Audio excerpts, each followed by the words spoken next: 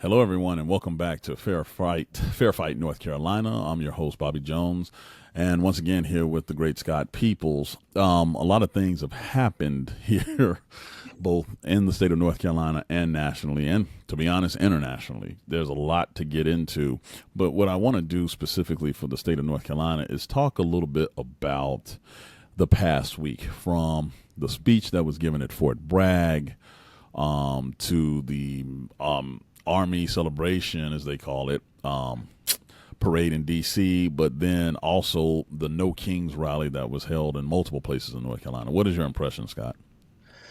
Yeah, thanks, Bobby. Yeah, starting with the Fort Bragg speech, which was last Tuesday, June 10th, and I was just blown away. You know, as a 82nd Airborne veteran, this was one of the things that just kind of affected me the most since the start of the new Trump administration, and why I fought so hard to try to get Kamala Harris elected is because I'm deeply concerned about the politicization of the military and Mm. what the Trump administration is trying to do, turning and Pete Hegseth and everyone trying to turn the army and last Tuesday to the 82nd is just a political arm of the Republican Party. I mean, from the reports of being where the troops were hand selected based on their voting pattern to MAGA merch being sold on base, and then just the decorum that the troops showed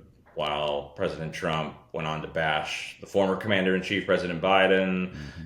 Governor Newsom, who potentially could be the next commander in chief, depending on how 2028 goes, to attacking the free press, which the army's supposed to protect the First Amendment and the entire Constitution. So you know, Donald Trump is who he is. He's not going to change. That didn't shock me what he did, but what really disappointed me was the decorum of the soldiers that were in attendance, and then more importantly, the leadership of the 82nd. I've written an op-ed and done a few interviews locally here in North Carolina, trying to just get that message across that what Major General Patrick Work and the entire command of the 82nd, I think, really let the military down. And I haven't seen much come out in the way of apologies, maybe short statements that don't meet the moment, I think. So I really, that's something I'm really worried about, the generals and the officer class going forward, Mm.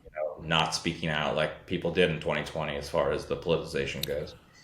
No, it was quite shocking. Not only what he said, but in addition to that, the hand selection of who they put as backdrop, um, and then, as you already mentioned, the deafening silence to have merchandise vendors there selling pro-Trump, you know, paraphernalia.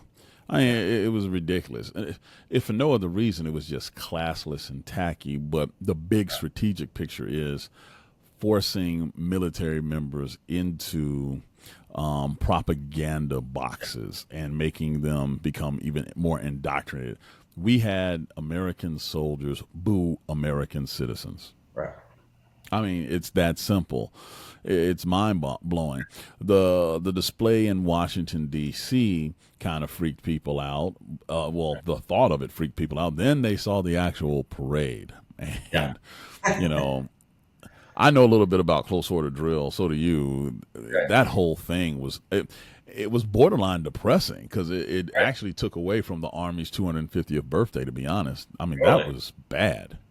No, it was embarrassing. The Army could have done a celebration in many different ways that could have been Hmm. patriotic and inspirational, and that just made the Army look bad. Yeah, I mean, you could Hmm. tell the soldiers didn't want to be there. Hmm. Their heart wasn't into it, and I mean, it was an embarrassing day for the Trump administration and for the Army, and which is sad because it should have been such a unifying Hmm. day. Now, contrast that finally, and I'll let you go to the rally that you attended in North Carolina. What was that like? Yeah, that was really inspirational. That was, I would say, and I had many people say this to me that were there, that was the day since the election in November that they were most proud again to be an American and felt Mm. like they were part of a community. I got to be the opening speaker for Congresswoman Mm. Demba Ross in Cary, and there were thousands of people there, and estimated from 2 to 4 thousand people. Totally Wow. peaceful, totally just very positive vibes. And Cary's actually has one of the highest immigrant populations in North Carolina. Deborah Ross made the comment that Cary's a 25% immigrant, so a lot of people out Mm. there showing support for the immigrant community, and standing in opposition to what's going on as far as the ICE raids and everything. So, yeah, for everything that made me depressed earlier in the week, what happened on Saturday uplifted. So people just need to take that momentum and carry it Right. forward, because that's just the start. Like they say in sports and life, it's not necessarily how you start, how you finish. Well, thanks, Yeah, Scott, for this week's installment. We'll re-engage here as things continue to go on. But North Carolina, again, you guys are in the limelight. Y'all are ground zero for a lot of this stuff. How you react probably is how the nation goes. So thanks absolutely. again, Scott. All right, thanks, Bobby. Talk to you next time.